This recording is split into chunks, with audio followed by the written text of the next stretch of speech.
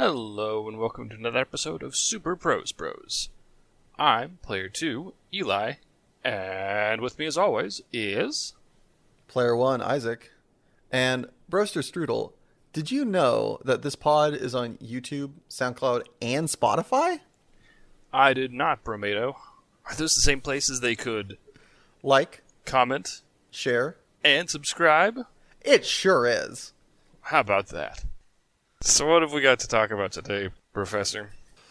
Well, Brosidon, what I was thinking about the other day was adaptations.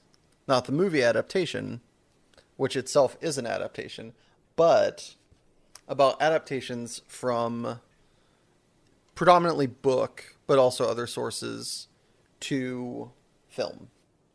Okay.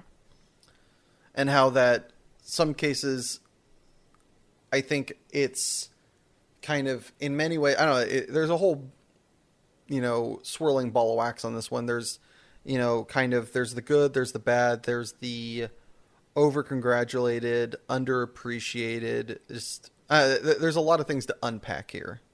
So for me, one of the first things that should be kind of brought up and talked about, and see if you're in agreement with this, is that they are not bound, as much as it is kind of nice to see, and especially if you've experienced the product and you really like the story, they are not bound to retell the exact story that has been written. What is your kind of thought on that idea? Are you a ride or die, never, don't change a word, or what do you think? I'm of two camps. One, if you're gonna be close, be perfect, or be close enough without taking stupid liberties. Well, that is very subjective, but okay. Well, so if you're gonna kind of parrot a book, you should be ridiculously close, like as close as you can do. And I understand that things have to be cut for time constraint or whatnot, right? Mm-hmm. But you should really preserve the integrity of what you're copying over. Or if you simply want to, the other thing that I see done is taking source material and going, and basically using characters from it for something else. I'm okay with that if you preserve the integrity of the characters. So you feel like you have to, if I'm hearing you correctly, and let me know if I'm not. Sure. But it sounds like, in your opinion, and very much, I want to get this right off the bat. Neither of us are professors in this. This is very much our opinion on what we feel 100%. Adaptations should be. This is not a hard and fast rule. This is just our take on it. Yeah. But it kind of sounds like we're of similar camps in that you need to not be doing a disservice to the material, in that either you're doing a very good job at showing it. Obviously, sometimes changes need to be made, or you think that are you okay with small alterations? Like if it's 85, 90% and then if they change an ending but it works, or they change a character but it plays, do you think that's acceptable? Yes. Okay. So it's very much about the feel of the character or in the story rather than the specific, words at play. Yes. Okay. They need to resemble themselves in that way. And I think a good example for something that kind of does that, where it's it clearly follows what the book started, and it does take, in large part because of constraints with acting staff and stuff like that, is The Expanse. Because by and large, it is, a lot of it is straight one for one with the book. A lot of the main plot points are straight from the book. A lot of the main antagonists straight from the book, main characters straight from the book, and it preserves a lot of that classic identity. But then there's some other liberties they take to, because they let you see some things, and they kind of insert some additional plot points that the book kind of comes harkens back to, or kind of happen quote unquote off screen, and so the show takes the time to show those, or it introduces a character early. It doesn't do anything really meaningful with her yet. It just kind of sets the ground for oh, this is who Avrasala is. I was that didn't happen in the first book. You don't meet her until book 2. Does that change anything? Absolutely not. Yeah. So I think that's a good example of like it's 90% book coverage to show, and it has a little bit of fudging, but at no point are you like, well, that seems fucking wrong. As the same thing, apparently, I didn't read the book, but I have listened to the author talk about the book, is Fight Club by Chuck Palahniuk. It's different. They made, I don't know about huge changes, but they did make changes. But I think you definitely, that's like a show. The reason I can tell it's a good example without having read the book and only watched the movie is when the author goes, yeah, I like the movie more than my own book. It's pretty telling. It's pretty solid. Shall we say that it's a good adaptation. Also, rave reviews and the fact that it's kind of a cult classic still, plus 20 years later. Yeah. So one of the other ones that we grew up with It's Tyler Durden. Sorry. one of the other good ones that we both grew up with, thanks to our father, is Treasure Island, right? Yes, and it was like 1982 or something. Like, it's an older movie. I'm gonna do a quick one. I think it's in the 90s. It was like it was one of the first movies that had Christian Bale. It had like a very young Christian Bale as I think he's like 13 or something like that. Yeah, it's exactly 1990. okay. Now I need to look up how old Christian Bale was, because oddly enough, that wasn't his first film. No, his first like House of the Sun or whatever. House of the Rising Sun. He was nominated for, I think that's like or Empire of the Sun. Sorry, Empire of the Sun in 1987. He had already been nominated for a Academy Award. I think he got nominated for Empire of the Sun. Oh wow. So hold on. When was he born? He's born in 1974. So he was 13. He was 16 when he did that. He was 13 when he did Empire of the Sun. I think he got nominated, right? Yeah, so he was like perfect for the role of Hawkins. All right, sweet. Yeah. Is that whole old Hawkins is? I think in the books he's like 15 or 16. It's kind of presumed to be that age. Like not quite a man, but getting close. But I think that's a good example of an adaptation that's like verbatim. It's just the book brought to screen. Like they use chunks of narration from the book. They use as like voiceover. They use it is like 1-to-1. It's very good. It's very clean. It's like this is the book. We're gonna basically carbon copy it into a movie. Yeah, they did the exact same thing. Yeah. It's so Jim Hawkins is 15, so he's a year old. I don't know if that's okay. It's not 100% accurate. He actually would have been 15 during filming. Because it definitely would have been year of release. But it's interesting talking about carbon copy. One of my favorites is a carbon copy from a comic, and so it's even more carbon copied. Is the original Sin City. If you look at that, about the second one. Yeah, we're not. That doesn't exist. It's not real. I'm sorry. It can't hurt me if I deny its existence. I love you, Frank Miller. It doesn't exist. I'm sorry. I can't. There's good stuff in there, but yeah, Marv. It's murky. Well, I think what is it? JGL is like. Isn't that his initials? Joseph Gordon-Levitt.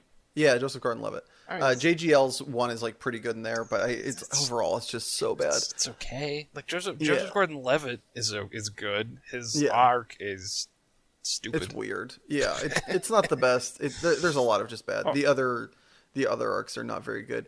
But Marv is the only good part, like consistently. Even then, he's surrounded by poop. I don't know. Yeah, anyway, he's the one shining gold nugget amidst the turd.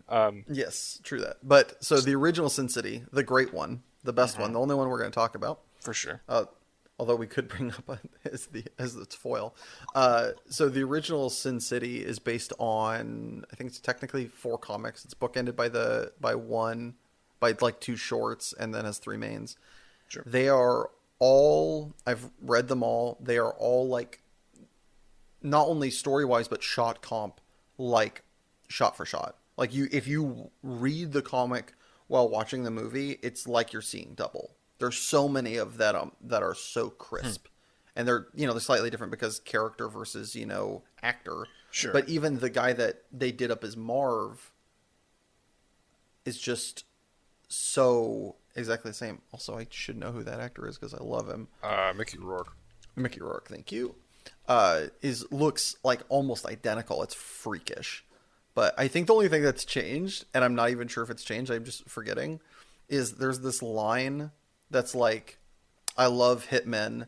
You can do whatever you want to them and not feel bad about it. I know that's in a Batman comic, but it was a Batman comic written by Frank Miller, but I don't know if it was also in Sin City. But I know that there's it's like a line in a Batman comic, which is hilarious. That's pretty great. But that one is shot for shot. And while we both like those, there's other, like I was saying with Fight Club, and you have another example of one that is taken and changed, and you think not necessarily better for it, but also it still excels. Yeah, and so it's some things you'll see with like pulling things out of a time period, and I think a good example is Sherlock. Now, Which Sherlock are we talking about? We're talking about the one that aired on the BBC. It had Benedict Cumberbatch and Martin Freeman. Thank you. I always want to call him Martin Short. And I'm like, that's not right. That really isn't right. That would be a very different movie. But yeah, it's Martin Freeman as Watson. And it's set in like kind of 2010-ish. So fairly modern. And it's, I think, a good... And now some of the plots are basically modern retellings of, like, old short stories by Arthur Conan Doyle. But it's... I mean, a lot changes, like, if nothing else, a lot of the language changes because, well, you're not in the fucking 1700s. We don't want a retelling of Baz Luhrmann's Romeo and Juliet. Or is it Baz Luhrmann? I think it's Baz Luhrmann. I don't remember who did it, but there's a there's a Romeo and Juliet, a la like late '90s, early 2000s, with Leonardo DiCaprio that is set in current times. They're driving around in cars. There's helicopters, but they're using the language from original Shakespeare, and it is campy. And sadly, I don't think it was intended to be campy, but it is campy as fuck. I mean, how can it not be? Give me my sword, for with I have. It's like you're in a car and you're grabbing a gun. It's like, what is happening? It's the funniest thing I've ever seen. If it'd been deliberate, it could have been good, but it probably wasn't, so it felt awkward. Yeah, it's it's definitely, it's a great B movie, but it definitely was not intended or acted as one. So it was 1996. Who's the director? Lord. Oh, it is Baz Luhrmann. Nailed it. Cool. Yeah, it's Baz Luhrmann. It's Leonardo DiCaprio and Claire Danes. Oh, I didn't know Paul Rudd's in this. What the hell? But like they're selling it so hard. It's awesome, and you respect it, and also at the same time, grab me the popcorn and like get me in a good seating position because I'm gonna laugh my ass off. Like, this is amazingly campy. But with Sherlock, it doesn't. There are moments where it feels kind of campy, kind of corny, a little over the top, and it's like, but it's clearly meant to. Like, it's clearly a writing choice. Mm-hmm. Like, for example, and slight spoilers between season. Well, I mean, I wouldn't say it's like writing over the top, right? It's more like glib, right? Well, it's kind of like. Well, so there's an example where it's like, this is a bit comical, and it's deliberate. So like, between seasons 1 and 2. And spoilers, if anyone hasn't watched it, there is the thought that Sherlock dies. Season 1, Season 2, or Season 2, Season 3. Either way. Like, Watson and the world believes that Sherlock is dead. He's surprised the fucking title character is still alive. No way! Crazy. And so when Sherlock fucking reintroduces himself to Watson kind of goes berserk and just starts beating the shit out of him. And this happens like 4 different times, and it's hilarious. Like, because Sherlock will say something fucking cheeky, and Watson just it cuts to the same song every time, and just like shows him grabbing like Sherlock's lapels, and it clips to the next scene, and he's just like another wad of tissue stuffed up his nose. Yeah. Like, it's like, I mean, like that tracks though story-wise too, because like, of course he'd be angry. His best friend effectively lied to him and like hid his friends for a being year fucking smarmy about it. Yeah, no, of course he's angry. Like, but like that's clearly choice. Like it's clearly meant to overamp. Like it's a good show. And it's a good, like, you can tell, and it's got a lot of the kind of oh shit reveal moments. Some are fucking cheap, in my opinion, but I think some are cheap in the stories from Sir Arthur Conan Doyle. Don't at me. At him. Yeah. Shut up. So it feels like what you want a modern Sherlock to be, in my opinion. Again, season 4, there's a lot of people with some fucking opinions because it does some odd things. So. Where if you take these great examples and contrast them with, like we were talking earlier, Sin City 2, which we're not going to go into because neither of us have read, but the movie is bad. Don't watch it. Movie's awful. But if you look at ones that we have seen the source material or can speak about it because of other references, like, for instance, The Hobbit. Oh boy. We both... I read The Hobbit growing up. Did you read The Hobbit growing up? Yeah. Or did you skip that? Yeah, okay, I cool. read The Hobbit. Yeah. It's been a long time Hobbit since I read The Hobbit, but... Has been a long time. However, I remember the page count. Is it like 285? It's in like the right around 300. It's a chunk. But I think it's like 1980, 1970, they made a cartoon version that... Like a good one for one. It's a great one for one. It ramps it up a little bit. It moves through stuff maybe a little quickly, but it covers it all, and it does it pretty well, where the pacing and everything like that is kind of just perfect. And that was... Sorry, quick note. The book is 304 pages. For contrast, Fellowship of the Ring is just shy of 500 at 480. Yep. So. And so, well, we're just going to contrast the run times here. The Fellowship of the Ring, the trilogy, is 9 hours, give or take a little bit. I think you mean Lord of the Rings. What did I say? You said Fellowship of the Ring trilogy. My brain did Okay, Lord of the Rings trilogy. Sorry, fair enough. 9 hours. It's 9 hours, give or take a little bit. The Hobbit remake is 9 hours, give or take. And the source material is considerably less. Yeah, I think all of Lord so of the Rings is embellishment might be at play. Yeah, just a wee bit. Just a lot.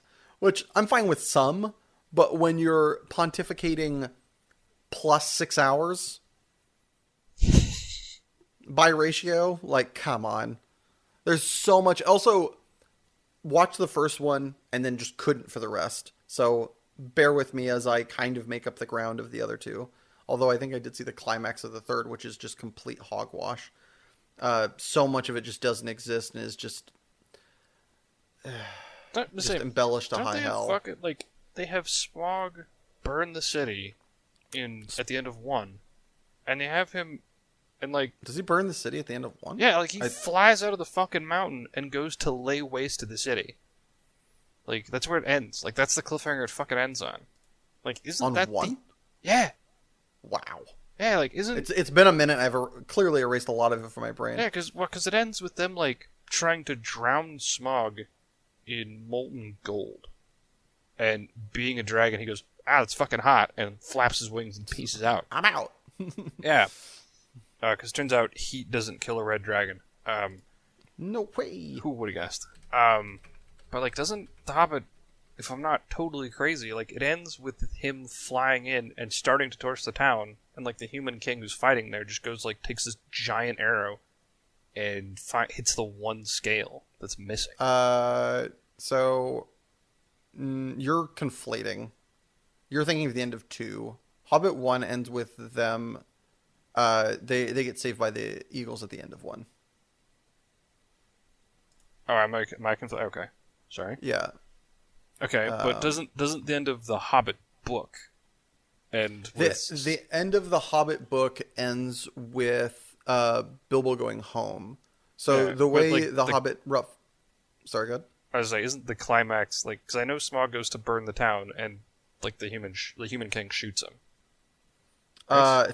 I don't know if it's the king. I think it's just, like... Some noble asshole. Whatever. I think it's actually just like a ranger or a cop or something like that. I think it's like some guy that, like, he's not like random pedestrian, but I don't think he is like noble of any variety. But yeah, he kills him. He Uh, Bilbo notices that there's a chink in his armor.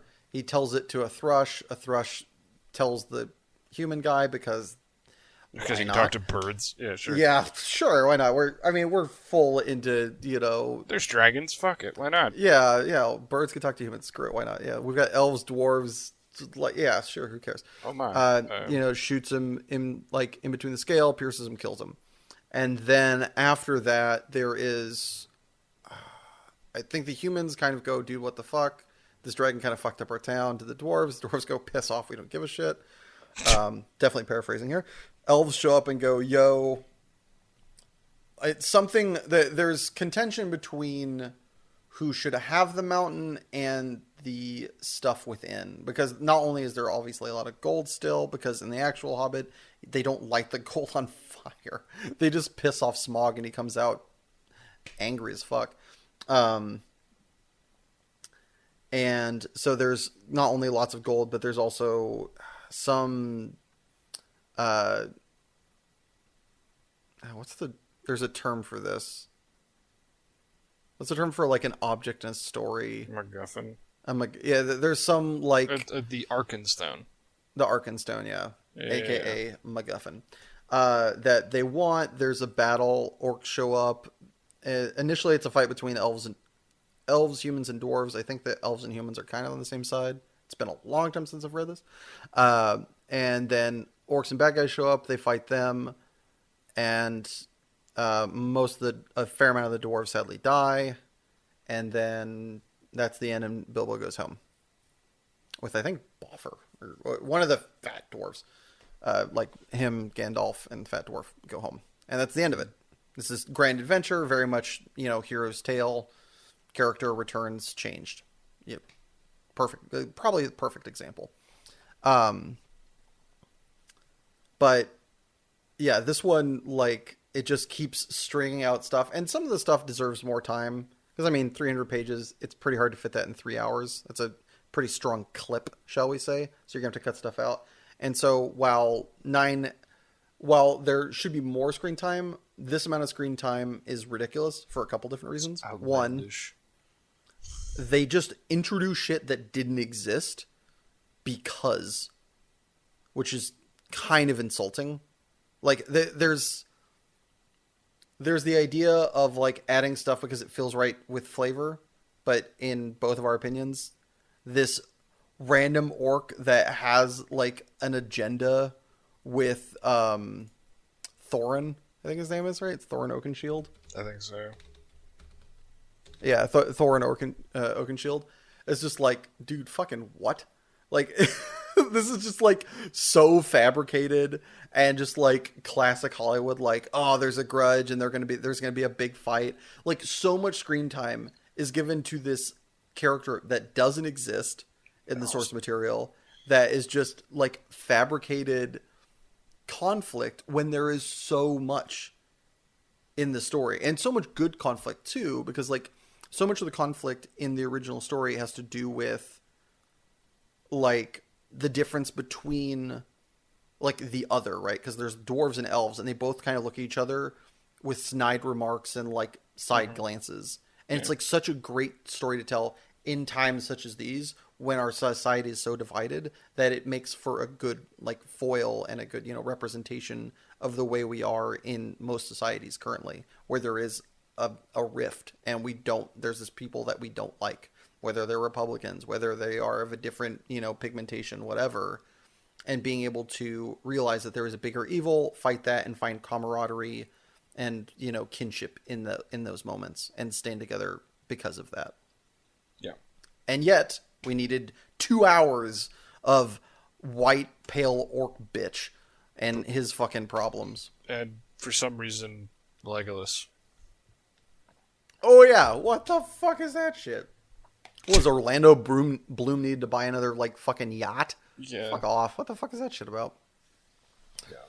But dare I say, well, I don't know if it's a worse abomination. That might be the worst of our abominations.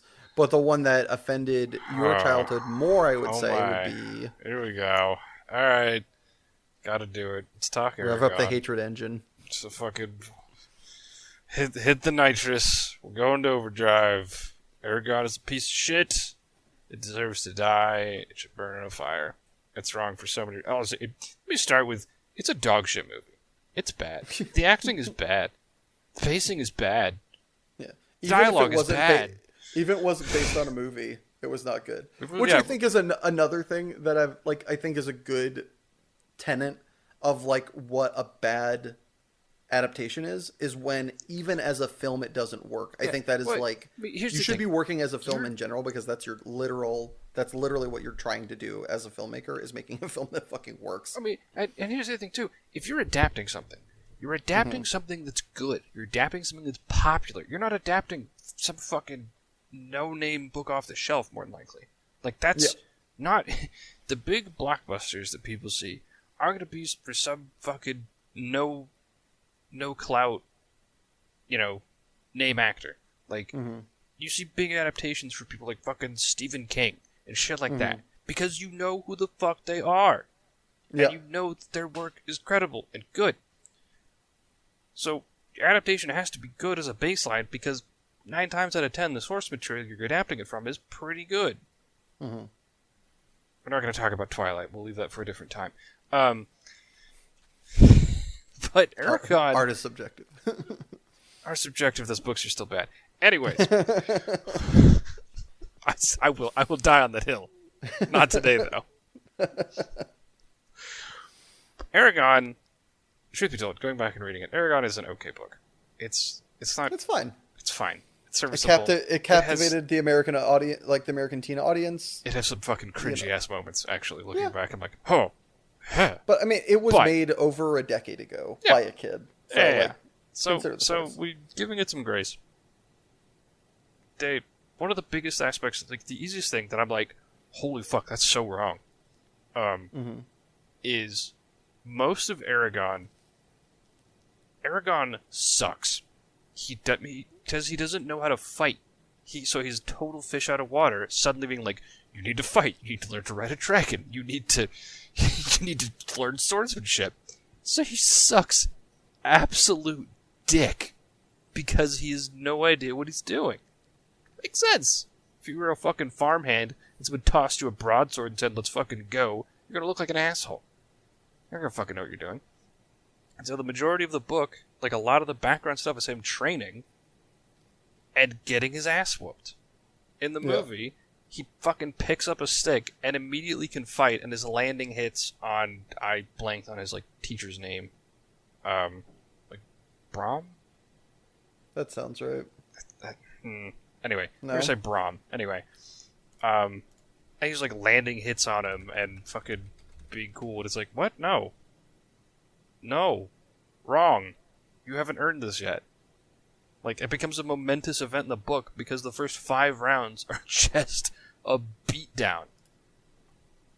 Big flaw number 2, they kill one of their main antagonists. Wrong. Those things live until book 3. Yeah, the Razak are these mercenary things that the Emperor sends after him that are just this constant pain in the dick. Those things survive forever. They survive enough that they literally evolve. And become these giant things called Letharg. Which is cool. Yeah, so... but we kill them? Wrong. There's so much shit like that. And the main villain is supposed to be this cool fucking, lich kind of thing. What is he actually called? I don't remember. And the way that he dies in the book, that Aragon kills him, is they have this crazy, fucking mental overload, this crazy fight. Saphir comes breaking through a, giant emerald ceiling, and he stabs him in the chest. Are you talking about... Sorry. I'm the worst. That's... You're talking about Durza? Yes. He's Shade. A human Karsib. Crasaib. He's a Shade. Yeah, which is basically a lich from all the description that's in the book. But he's fucking crazy powerful. He's lighting shit on fire all the time. And so the fight with him is so cool. And the way they fucking do it in the book is they decide that they have Aragon fucking flying on Saphira's tail. Huh? And they just launch him at Durza like a goddamn human missile. What the fuck? This is the way they did in the movie? Yes! Here, catch this meat sack. Like, what is happening? Who thought this was acceptable? They don't do a good job. How do they do? And they do it in the book. Sorry, I think I cut you off. So in the book, like, Aragon dismounts so Saphira can go do other shit, because turns out dragons are pretty capable. And he ends up fighting him, kind of like in this, almost what's like a chapel. No, that's not right, but it's like, it's isolated. It's just a duel between them. And he ends up kind of connecting with Durza and seeing his life, like this crazy memory bleed. So he's doing like this crazy overload, and he's trying to fight through it. And Saphira, sensing that he is in extreme fucking danger, because Aragon is not up to the task of fighting this dude, crashes through the fucking ceiling with the elf bitch whose name escapes me riding on her back. And in his distraction, like, Aragon manages to stab Durza and like stop the kind of mind bleed that's happening. It's cool. It's a dope scene. That sounds pretty rad. The That battle also like makes sense with, you know, him being not strong enough, is that it requires the bad guy to be distracted. It requires an outside source of confusion. And it's intervention that makes sense, because Saphira and him are bonded, so she goes, he is gonna die, I need to help him. Like, it makes sense. But instead, meat missile. Like, they don't catch this potato sack. They don't introduce the coolest side character. They just kind of show her. They don't have her talk. Like, so it's like this 5-second cameo where she just looks like a crazy gypsy woman. And I'm assuming that she's relevant. Yes, she's very relevant later. And I think I don't think this was supposed to be a one-off. I think this was supposed to be a series. I think they had like others planned and then got canned because of like how awful this fucking pile of shit was. Yes. God, it sucked. God, I'm angry now.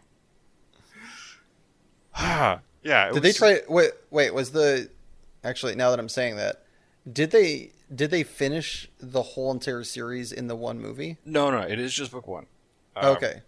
So they didn't do that badly. They did just stick to book one. I mean, to be fair, I think only books 1 and 2 were published at the time of the movie coming out. Okay. So I mean, they were gonna make all 4. But God, it was bad. Speaking of bad, and books that were made for children, Percy Jackson. Oh, mama. Some problems there. There's a lot of problems there. First off, the way that if you're going to do, I think one of the things we talked on earlier that really shows in this example is that when you're trying to do something relatively shot for shot, which Percy Jackson did, which I respect, I think that's totally fine. Also, you know, taking the feel of it and doing your own thing with it, totally fine. But if you're going to do the take where you go, okay, we're going to do it shot for shot, and then you change characters, it's not okay. It's kind of not good. And then when you remove characters, kind of not good. And when you fundamentally adjust plot lines, kind of not also good. Not good. Like one of the major problems with Percy Jackson is cracks knuckles, begins the list. We have the villain of we have the villain of Ares gone, which not only one of the cooler characters, is paramount to the first book, as he is the seemingly main antagonist. You have, like, the main characters are drastically changed in age, which looks kind of weird. Because I think, like, I'm trying to remember her name. The love interest and main girl of the series is, like, plus 10 years on her character.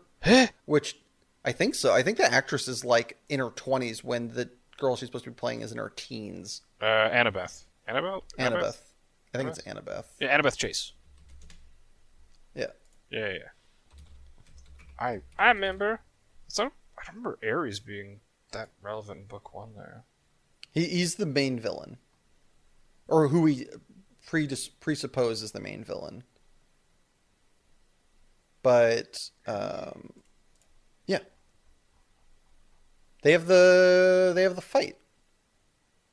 At the end, Percy fights Ares on the beach. If I remember correctly. Am I tripping?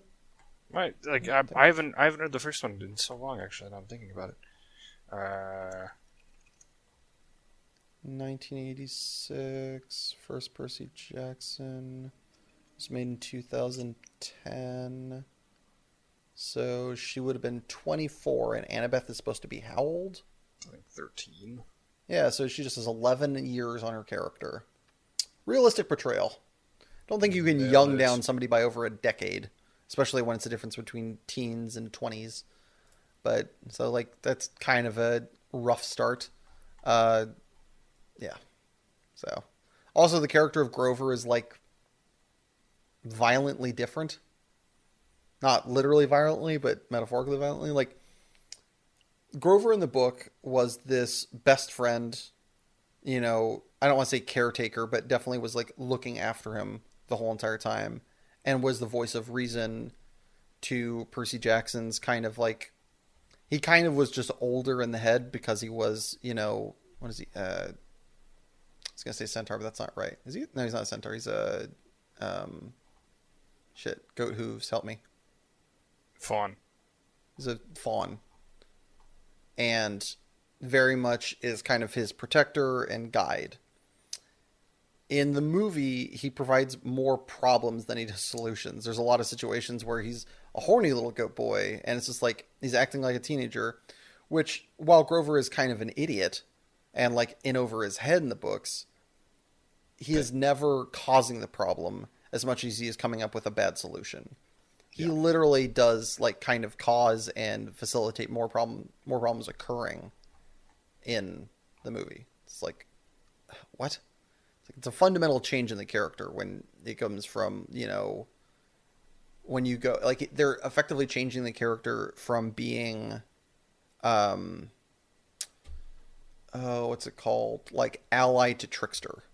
If you look at like the hero's journey, there's like multiple different character types that are usually included, and one of them is like the best friend, shoulder to lean on, always, straight as an arrow, tried true. And instead we have this guy who cracks dumb jokes and it does silly, goofy, Screech from Saved by the Bell kind of shit. It's just like, that's not the same character. You fundamentally changed him, but you still want the course to be the same. You can't turn a compass upside down and look at it in a mirror and be like, aha, we're going in the right direction. It's like, no, we're not. You've fundamentally changed the course of this film by like changing components.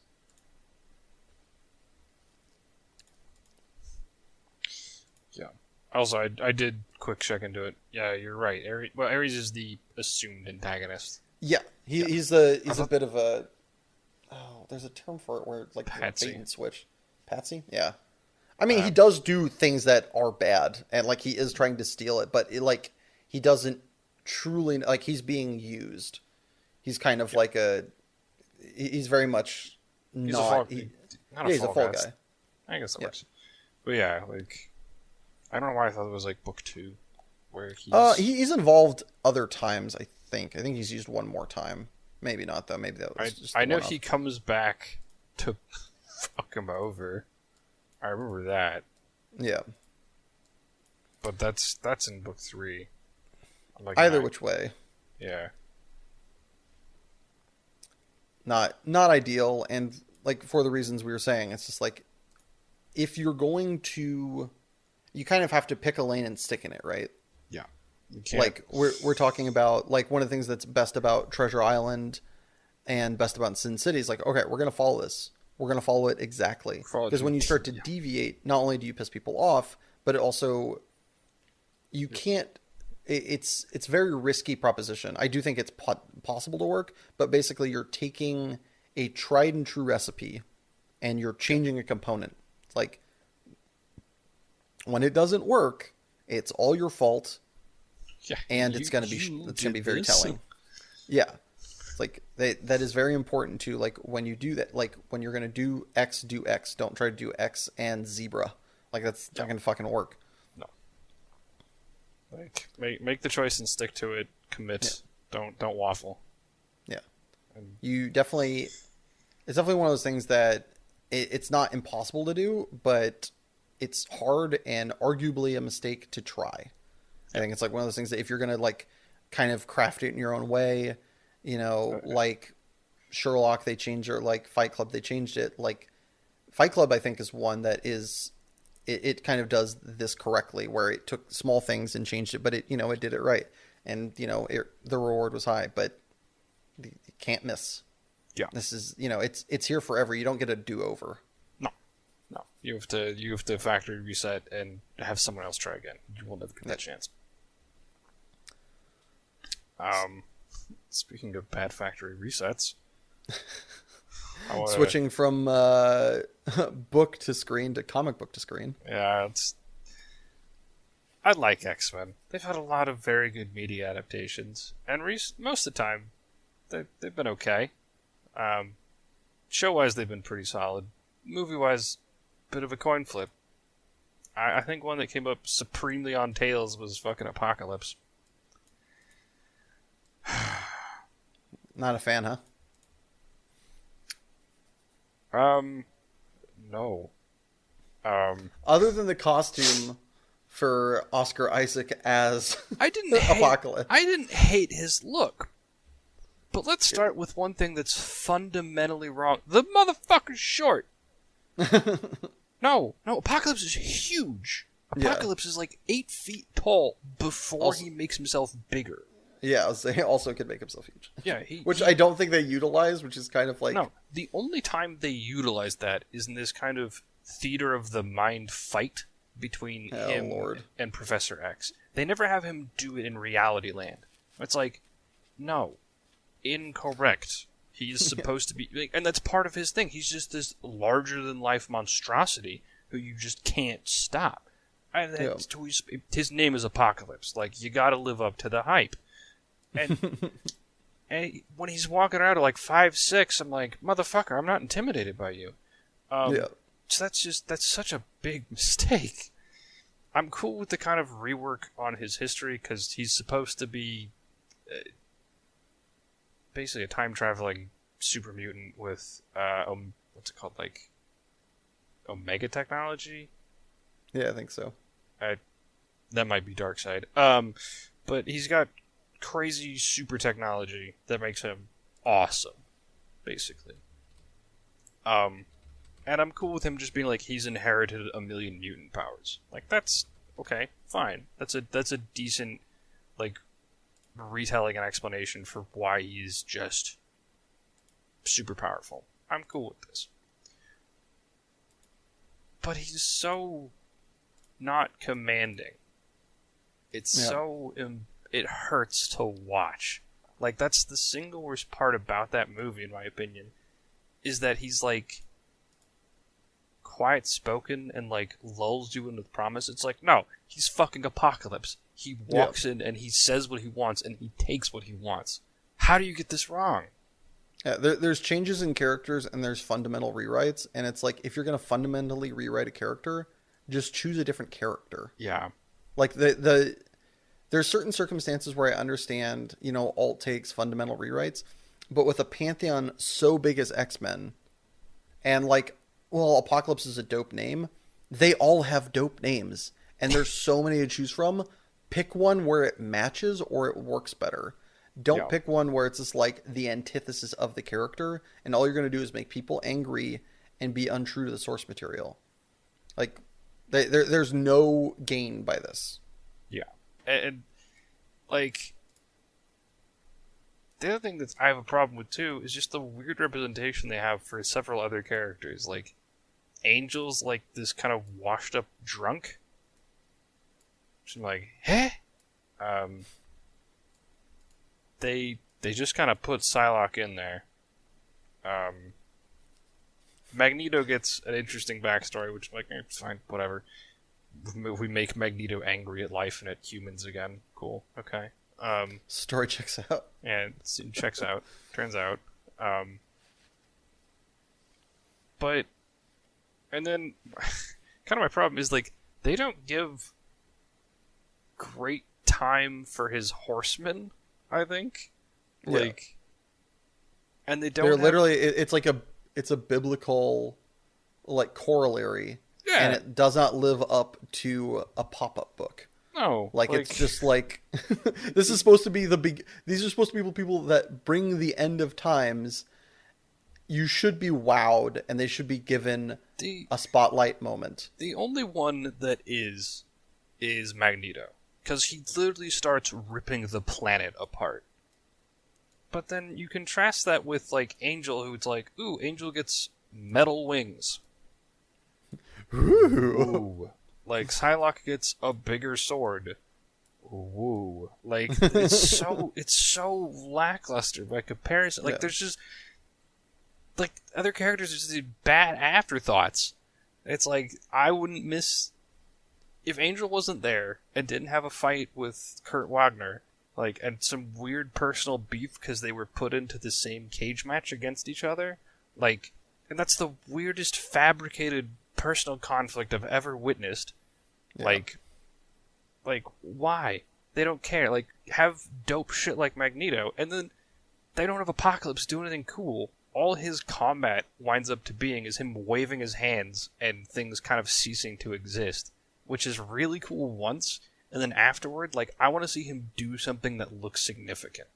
Yeah. And he just never does. It's like, you have this baller villain and none of the visual spectacle, which is such an atrocity. Like, that's such an embarrassment. Don't do that. God damn. The kind of interesting opposite to this is the film The Wolverine. So X-Men Apocalypse didn't follow the comics at all, didn't really... I mean, it looked at the characters and went, okay, and did their own thing. Which... I guess it's slightly a riskier take because source material versus not source material. I mean, it could like following canon or whatever. It can work if you take characters and like transpose them into their own unique plot line. I'm just saying that the authenticity of the characters. They didn't. Yes, they didn't do that. Also, they didn't follow a storyline. So there's a plethora of problems there. Yeah. But I'm just saying that I think taking a set in stone storyline versus creating your own, it comes with its own liberties, but it also comes with its own problems, right? Because when you do that, you are incurring the wrath of the nerds and people going, that's not what I like, that's not this thing. Also, you're creating something out of nothing. And while it can reap rewards because you're creating something new, there's artistic and, integrity and appreciation there. The other way is just it's a lot safer. Yeah. So I understand and respect both, but, you do incur a lot of risk when you kind of go out on your own of a known source material like that. This didn't pay off because they, in our opinion, fucked it up. Yep. The opposite of this is the Wolverine, I don't know, something in 2010s. That was literally, I don't know about shot for shot, but very much followed and did a very good job of following the comic. And, it this proves that how difficult this is, because we're definitely not saying that these people, did something easy and messed up. This is something hard and they fucked it up big, and we're angry because the result, not because of that they tried. Yeah. So A for effort, F for execution. Yeah, exactly. The Wolverine is one where they did the opposite of X-Men Apocalypse. They took a very well-known character, stayed true to it, got the best actor to come back and play Wolverine. I don't think anyone else can play Wolverine at this point. I think it's kind of dead. It's going to be weird because Hugh Jackman said he's never going to play Wolverine again. But who the fuck can they get to play Wolverine now? No one.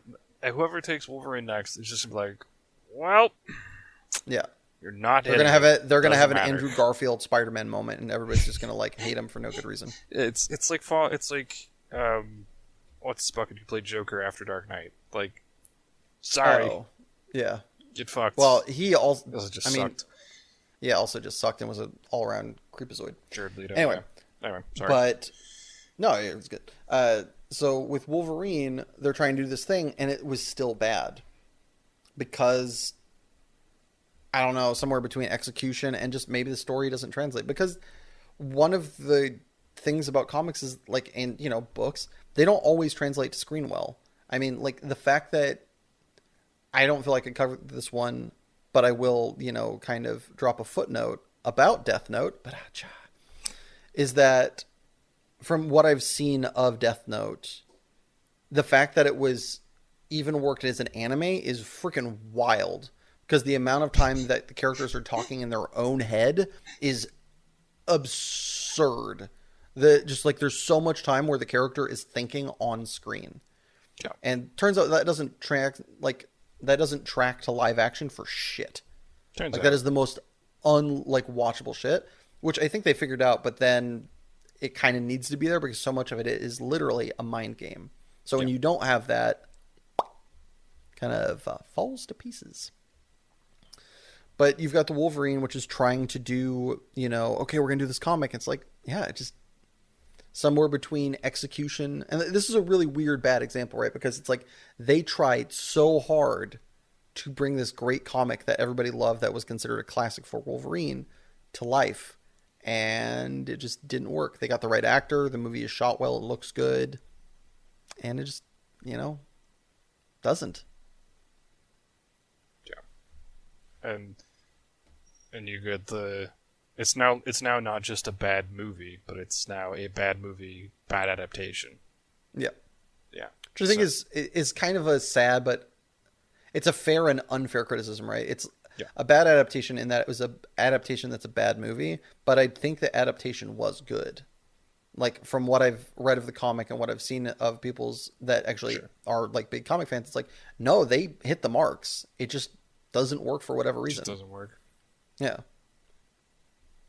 It's kind of like if you tried to, this is a crude metaphor, but it's like if you tried to take, Star Wars and make a stage play out of it. It's like, wow, these blasters look hokey as shit. Wow, these TIE fighters look really corny. It's like, yeah, it's a fucking stage play. It's not going to work. It might be a space opera, but it doesn't actually work as an opera. Yeah. Which, I mean, it just, Luke, it goes to show. I am your father. Oh my god. So, Sean, I think it worked great. I take that back. Filming starts Monday. But I mean, like, one of the things that is just super hard, and just this goes to show, is making art in general is difficult, and making movies, is art. It's fucking hard. Yeah. Even if you have this, like, script in front of you, okay, go, and people love it, and you got the right actor and everything, sometimes, whether it's just, unseen, circumstances, whatever, it just, shit doesn't always work. Yeah.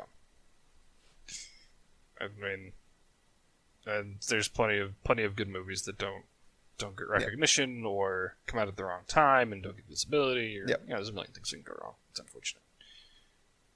Speaking of unfortunate, we unfortunately have to take an ad break.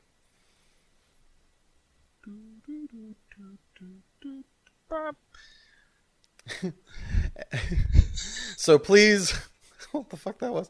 Please return after these messages. Do you prefer being surrounded by liars and incessant idiots? Have you ever wanted to be smarter than everyone else? Does the opportunity to pontificate sound too good to pass up? Then might I recommend Mysteries, with twists and turns that will keep confounding your general understanding of common sense, and erudite diatribes that you can memorize to sound like you got that AA in literature your parents always wanted you to. Mysteries have got you covered. But wait, there's more. Upon second viewing, there's clues that you, yes, even you, Sir Knockoff Doyle, can discover and reveal to your friends upon their first viewing to show your unquestionable genius and receive the honorary title of Pause Master Know-It-All. So what are you waiting for? The plot to be explained and whodunit to be pointed out? That doesn't happen till the last 5 minutes, silly. So sit down and burn some popcorn while you can't peel your eyes from the screen of this not too plausible 18th century set chicanery. And welcome back. So a couple bit of addendum infos from the last episode before we move farther forward. There were 13 dwarves in The Hobbit. The clifftop rock point or whatever in Neverland is either Marooner's Rock or Skull Rock. And Azan is the name of the knight in Berserk. He's not the Onion Knight. That is very much Game of Thrones. Well, that'd be Azan. Azan? What Yeah. did I say? You said Azan. Potato, Nah. tomato. No. Speaking of Berserk, that would miraculously be my pitch of the week. Oh. So, Go on. Berserk is not only mine, but my bro hamster's favorite, arguably, manga of all time, and has been given shite treatment when it comes to the best. No. It got a rough 90s anime treatment where they were underfunded and it ended short. Although I think it was pretty well voiced. It was still in the well liked. Yeah. By and large. The animation is decent. It's just clearly like they don't have enough money. So there's multiple circumstances where it's a flat image and they're just panning across it. And it's a little like, ugh. Somebody ran out of budget for this scene, which, understandable. But overall pretty good. And then there was, that one got canceled and then came back on Netflix and got progressively more 3D, much to both of our dismays. Yeah, it wasn't good 3D animation No. either. It was rough. The first one is good. I think the first one is palatable, I guess I should say. I'm not even sure if I Oh, necessarily the think it's movies, good. yeah, the movies were fine. Yeah. They got Well- a little sus at the end. Well, the first one is like each one, it feels like to me is like the first one's like 25-30% 3D, and then it goes up to like 45-50%, and then it's like by the last one I think it's like 70%. I'm just like I just can't no more. Make it 100 or not. Yeah, I just don't make it that, like, just let anime be anime. Right. Couple different topic. I'll let it go. Okay. Yeah, we can talk about 3D versus not animation, but I think the implementation was not to my liking, and It was not not to a lot of people's liking. Correct. But what I am currently working on, and is very much going to be a lifelong project, is the adaptation of Berserk into live action. I think it very much with where like a lot of shows are going, there's a fair amount, with Game of Thrones, there's going to be, and is, some Game of Thrones clones, if you will, coming out. And I mean,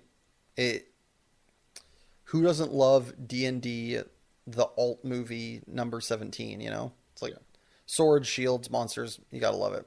And Berserk is very much full of that, which is really cool, and it doesn't start there, which is also another like really good pitching point. The movie starts pretty, classic, don't need too much. You have, save the ending of season 1, you've got pretty much, people fighting people. And so it doesn't cost that much in the FX department. No. And tells an amazing tale of somebody who fights all odds, has a rough life, rough mental history. It has a lot of great points to tell, and I would highly recommend anybody that hasn't read Berserk to read Berserk. I would recommend starting not at the beginning. There is a lot of unnecessary, in my opinion, foreshadowing, but to each their own. You are of the opinion that you can start in the beginning, is that correct? Yeah, I think it's fine. It's a little weird with the kind of time hopping around, but I don't think it's bad. You and I argue about the necessity of the first two kind of story arcs, which I think that's fair. Right? I would recommend starting on, if you go to readberserk.com, because of course that exists, I'd recommend starting on chapter IO. I don't know why they did letters, but of course they did. But that's where it starts kind of more linearly, because in the first two junkets, it very much starts in this weird future that you don't really run into too much, and the drawing is very much in its infant stages, shall we say? It's not And as good as that. It's still good actually. it's still fine. I better than I can draw in 10 years if I started today. But yeah, It is not Kentaro Miura at his peak. no, yeah, No. yeah. Something It's else. definitely worth slugging through to get to his peak, though. God, it's beautiful. It's so good. Something I actually want to add, with Elden Ring being a thing, because of course it is. If you have ever liked Dark Souls or any of its related games, you should read Basically, this it's just and the say thing. thank you to Kentaro Miura. They a lot of the inspiration for Dark Souls and any of the games from Software are It's- drawn from him. I mean, it's kind of like D&D owes everything to Lord of the Rings. Every single Sure, but like there's a lot, and it's even like homage is paid to Kentaro Miura in the games. Like there are direct things that are homages. no, for sure. But that's what I'm saying is like so much of the impetus of this style of character, which is, like you're saying with any of the Dark Souls games, so many of them come from this intentionally or unintentionally. Like Yeah. one of the guys read this, put that, when drawing the character, and that translated to story bits and stuff like that. So much like I don't think you could have The Witcher without Berserk. I would maybe bet that maybe there a is some little influence less. there. Witcher is actually based a lot on mythology. I just mean the character of The Witcher is so similar to Guts. That one I don't know, but I know like a lot of the monsters and stuff is Sure. from, No, like, no, it's not. It's not so much mythology. the monsters. It's like the actual more character like of Geralt. yeah, Geralt has a lot. I mean, and it is a classic style character, but I think Berserk really cemented it as its kind of like own. I don't think Sure. anybody really did it as good or as succinctly as they did. Sure. And it is like, yeah, it's There's, if Job had an 8-foot sword and said "fuck you" to God, that's Berserk. That's my pitch line. Actually, I'm gonna stick with that one. If Job said "fuck you" to God with a 7-foot sword, it's Berserk in a nutshell. yeah. So what pitch you got for us this week? So I'm going back to pitching my old unfinished work. I've resumed writing the Clockwork Rebellion. Which I took way too much of a hiatus off that. In large part to write a short story, and then in large part because real life stressors made it a bitch to write. But I have gone back to my novel, and I'm looking at having a first draft fairly soon. Like a couple weeks. So, and then I get to go edit a lot. Oh God, help me. It's part of the process, right? How many books are you thinking of for Clockwork anyway? There would be 3. There's 3? Okay. And Yeah. you feel like you're kind of on the precipice of finishing the first one? Yes. There is. I have 1 chapter. I have my climax. I have my falling action. Woo! That's it. That's what's left. So, from what we're working on to what we've been, kind of inspired or enjoying, what is your rec of the week? So I found a show called Ranking of Kings, or like I don't remember what it is in Japanese. But it's an anime that's come out very recently. I think its first season is still airing. That if you looked at it at a glance, you'd go, "Wow, this looks like kind of old Astro Boy almost," and does not seem like it'd be a bit brutal. Oh my God, you couldn't be more wrong. This thing is duplicitous, but it is. The main character has a disability, and he is constantly looked down upon. And so, despite it looking very cute and kind of innocent, no, it's not. The show is remarkably deep, even after just like an episode. It's like, oh, this is going places, and I really enjoy it. I think it's really good, and its animation is pretty solid. Like, But it kind of like how Invincible, people looked at it and like saw Saturday morning cartoon and then went, "Oh dear God!" It's kind of like that. Yeah. Like, The animation style yeah, does do not be fooled by the aesthetic. It is not that nice. I just kind of dig when companies do that. It's a great kind of bait and switch. Big fan. Yeah, Throw stuff on its head. yeah, and it's also just it's really good. Like, you can feel good character motivation. It's got pretty good writing, like, and it's got good. Some things I've seen like show again, kind of that like adaptation from manga to anime. There's a lot of like really good one-to-one kind of sequences. Oh, sweet. Yeah, so it's like it's got really good respect for its source material, which is almost always a good thing.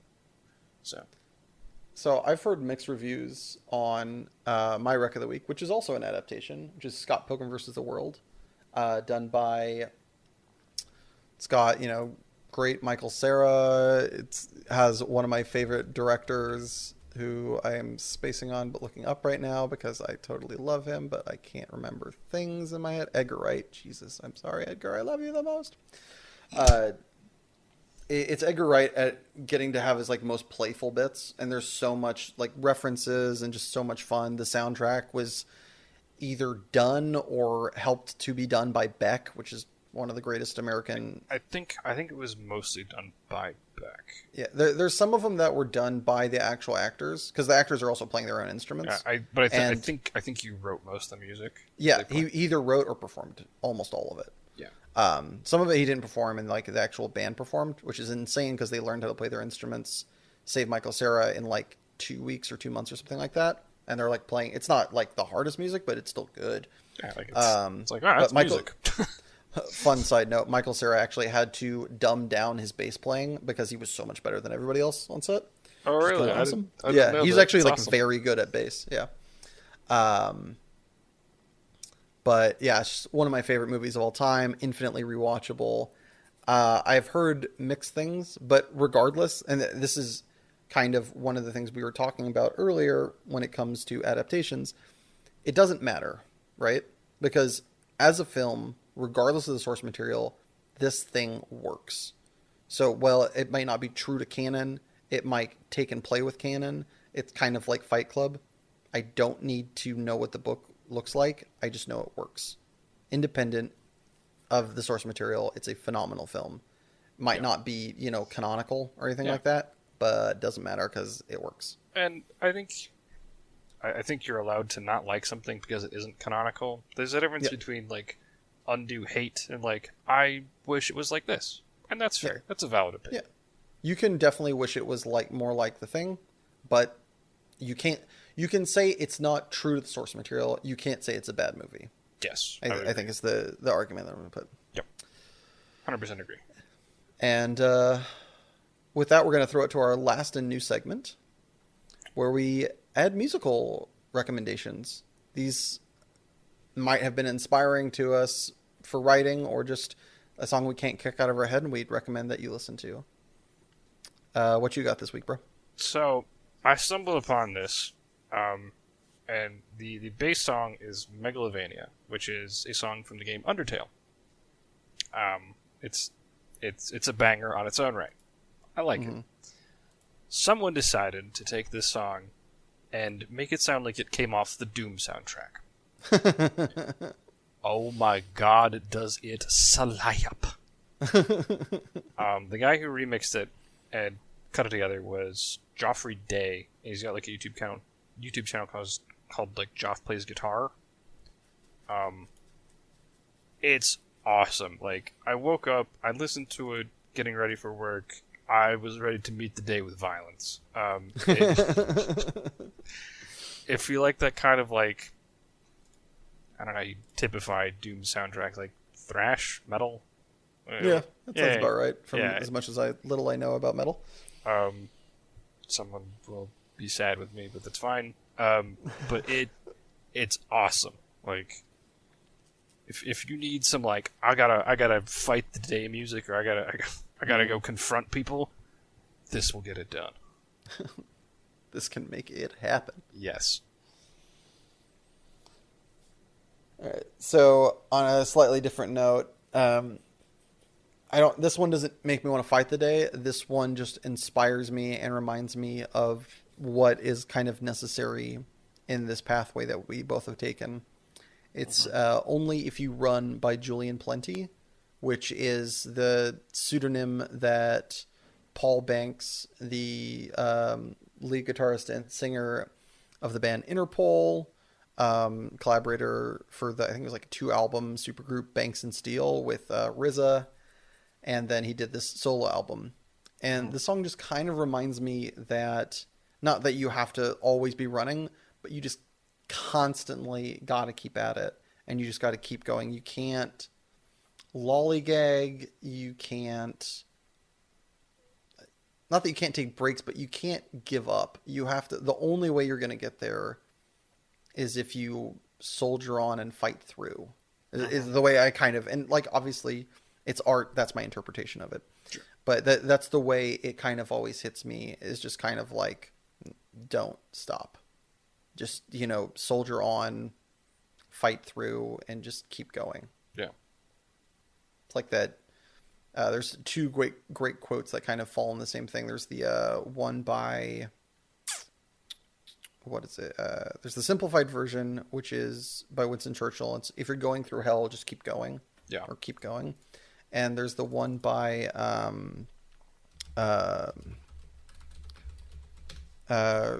Rilke. It's, where the hell is it? Damn it to hell. This should be it, right? Yeah.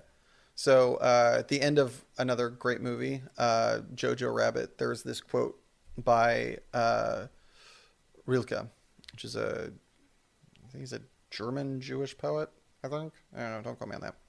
But it's, let everything happen to you, beauty and terror, just keep going, no feeling is final.